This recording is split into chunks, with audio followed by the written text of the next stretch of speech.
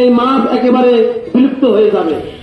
তো সেজন্য আমাদের পরিবেশ বিপর্যিত হবে, সেজন্য আমরা সবাই এগিয়ে আসি।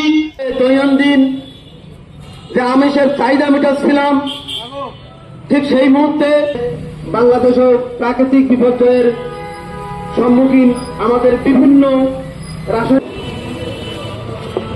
ধন্যবাদ হাবিবুর রহমানকে তার গুরুত্বপূর্ণ বক্তব্য রাখার জন্য। এ পর্যায়ে সম্পদ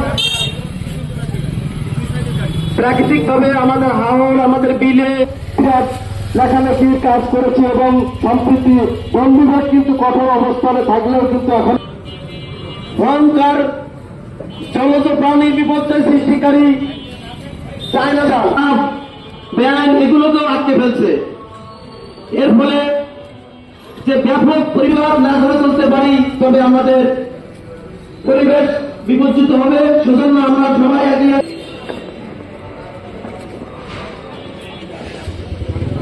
গানটা একদম সরকারিভাবে নিষিদ্ধ হয়ে যায়, তারই জন্য আমি সবার কাছে অনুরোধ করছি নতুন প্রজন্মকে আমাদের রূপকথার মতো গল্প করে শোনাতে হবে।